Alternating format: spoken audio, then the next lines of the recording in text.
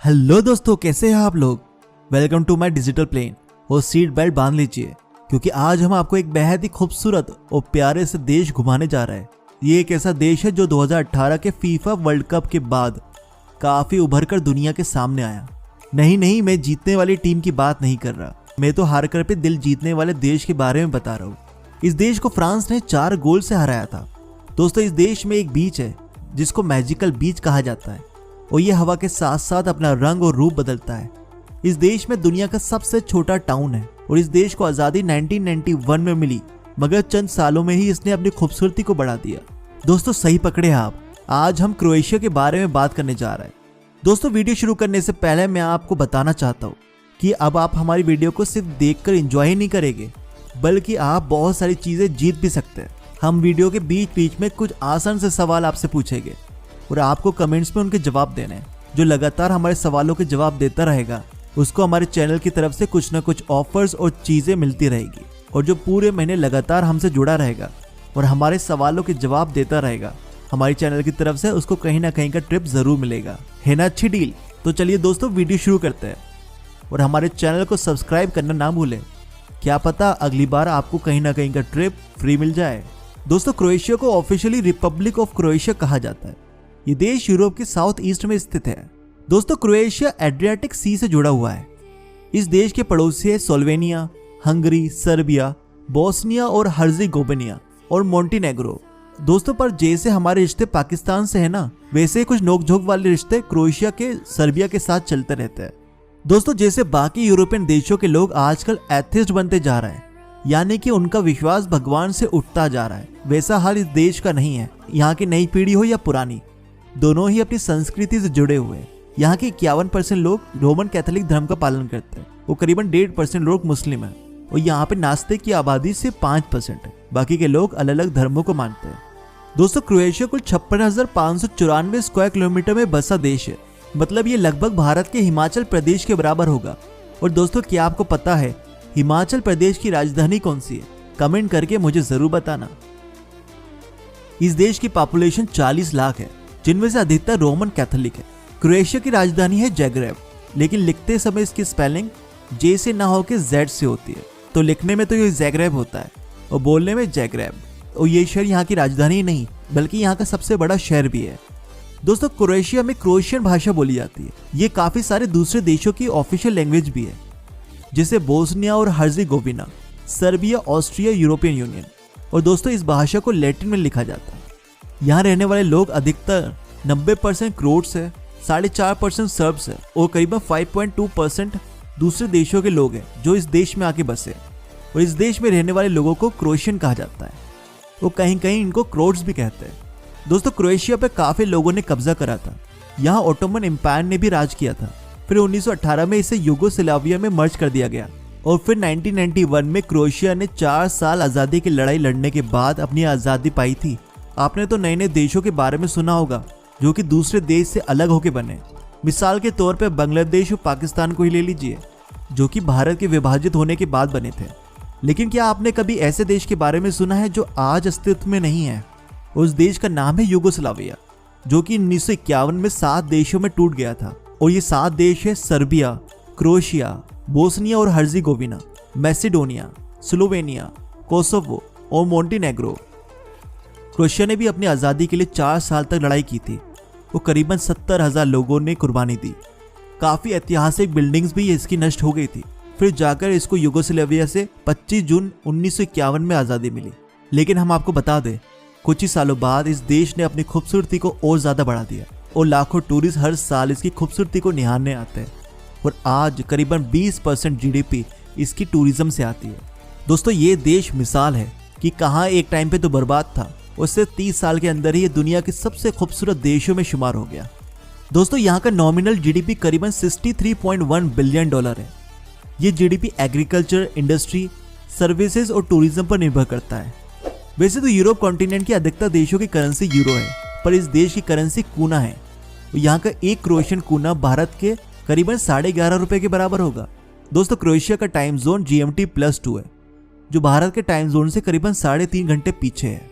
दोस्तों, आपने HBO की मशहूर सीरीज गेम ऑफ थ्रोन्स के बारे में तो सुना ही होगा। और काफी लोग तो इसको बहुत पसंद भी करते हैं। ये एक ऐसी वेब सीरीज है जिसने पूरी दुनिया को अपना दीवाना बना दिया था। तो दोस्तों अगर आप भी इसके दीवाने हैं तो फिर आपको क्रोएशिया जरूर जाना चाहिए, क्योंकि गेम ऑफ थ्रोन्स की काफी सारी शूटिंग क्रोएशिया के डेल्मेशियन कोस्ट पर हुई थी। और यही नहीं दोस्तों, यहाँ स्टार वार्स और किंग्स लैंडिंग जैसी ऑसम मूवीज की भी शूटिंग करी गई है।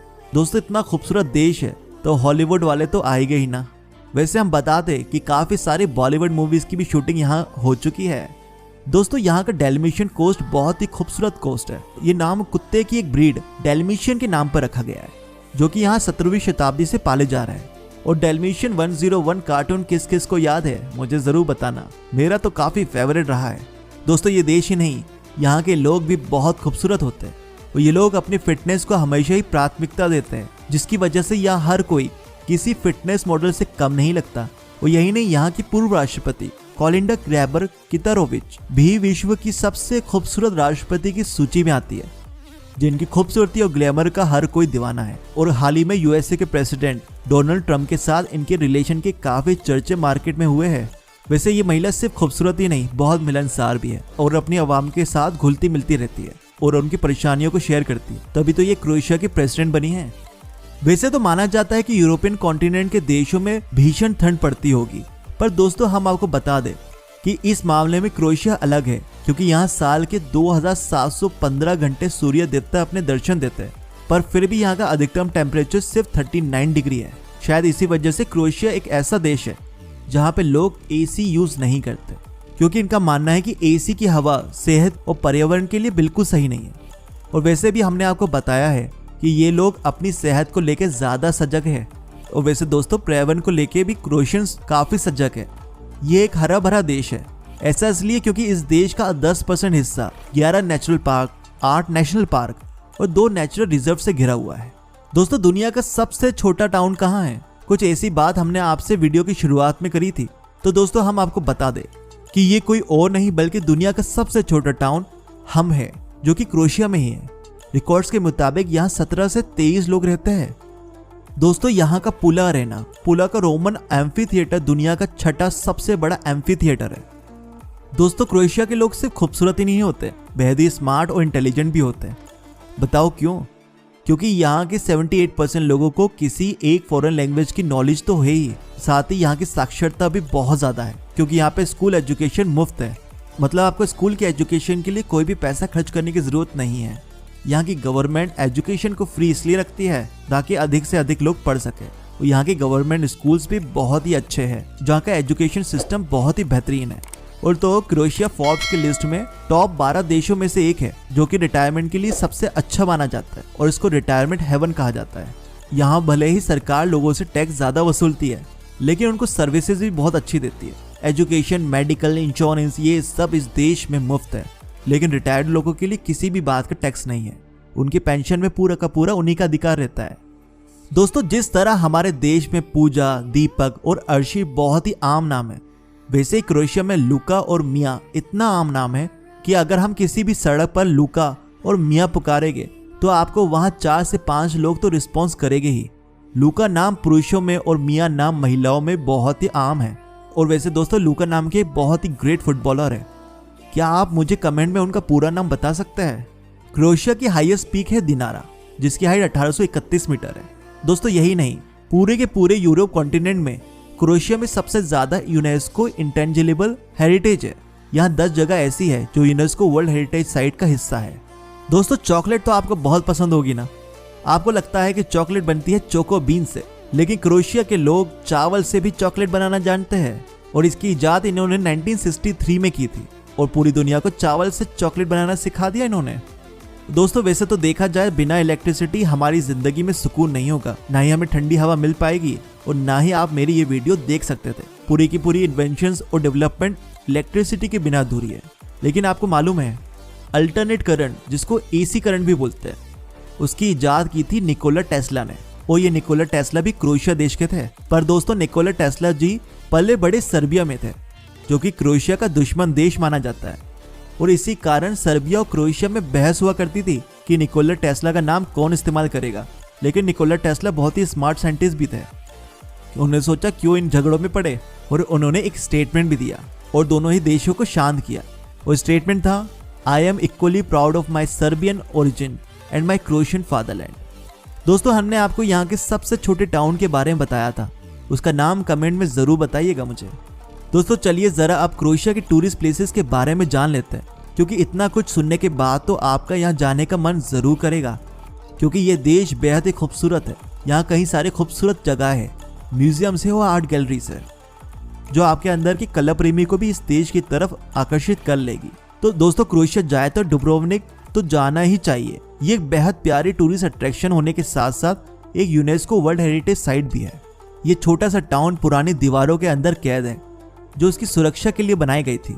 दोस्तों आपका यहाँ टैक्सी का भाड़ा भी बच जाएगा, क्योंकि पैदल ही यहाँ चलते फिरते आप किले, टावर और कैनन जैसे बेहद सुंदर जगह घूम सकते हैं। हेवर टाउन टूरिस्ट की सबसे पसंदीदा जगह, जहाँ काफी टूरिस्ट इस डेल्मेशियन आइलैंड पर घूमने आते हैं, जो कि इस देश की सबसे प्यारी और मस्ट विजिट जगहों में से एक है। यहाँ टूरिस्ट और सेलिब्रिटीज यहाँ के बीचेस, हार्बर, हिलटॉप पर बने किलों का मजा लेने आते हैं। प्लेटवाइस लेक्स नेशनल पार्क, भाई पहले ही बताया था आपको कि क्रोएशिया की हरियाली इन नेशनल पार्क्स और नेचर रिजर्व से भरी पड़ी है। तो दोस्तों अगर आपको इन हरियाली का मजा लेना है तो नेशनल पार्क घूमना तो बनता ही है। दोस्तों यहाँ 16 एकदम नीली झीलें हैं और एक बड़ा सा झरना भी है। इस नेशनल पार्क में घूमने के लिए आपकी सुविधा के लिए यहाँ ढेर सारे फुटपाथ और लकड़ी के ब्रिजेस बनाए गए। दोस्तों ये नेशनल पार्क क्रोएशिया का पहला नेशनल पार्क भी है। दोस्तों जिस मैजिकल बीच की बात हमने आपसे वीडियो की शुरुआत में की थी, वो है लातनी रेड बीच। दोस्तों ये क्रोएशिया के बोल नाम के शहर में है। ये 500 मीटर में फैला हुआ है। दोस्तों यहाँ चलने वाली हवा के कारण इसके shape season two season change होते रहते हैं। यहाँ का पेबली बीच देखने लायक है। ये यूरोप के टॉप बीचेस में से एक भी है। दोस्तों है तो यहाँ बहुत सारी और भी जगह है, जैसे Korcula town, Mljet National Park, Rovinj, Brijuni National Park और ट्रोगे टाउन। और यही नहीं, यहाँ के स्टोन वॉल को देखना ना भूलिएगा। और हम आपको बता दें, ग्रेट वॉल ऑफ चाइना के बाद स्टोन वॉल के चर्चे दुनिया भर में हैं। ये करीबन 7 से 8 किलोमीटर लंबी दीवार है, जिसको देखने के लिए दूर दूर से लोग यहाँ आते हैं। दोस्तों अब चलते हैं जल्दी यहाँ के कुछ स्कैम्स के बारे में भी बात कर लेते हैं, क्योंकि टूरिस्ट जगहों में स्कैम्स होते रहते हैं। वैसे तो क्रोएशिया एक सुरक्षित देश है, यहाँ के लोग काफी टूरिस्ट फ्रेंडली है, मगर 5 उंगलियां बराबर नहीं होती, कुछ ना कुछ तो लोग टकरा ही जाते हैं। दोस्तों सबसे खास स्कैम जो यहाँ होता है, और वो होता है लड़कों के साथ, खासकर हम भारतीय लड़के जो खूबसूरती की तरफ आकर्षित हो जाते हैं।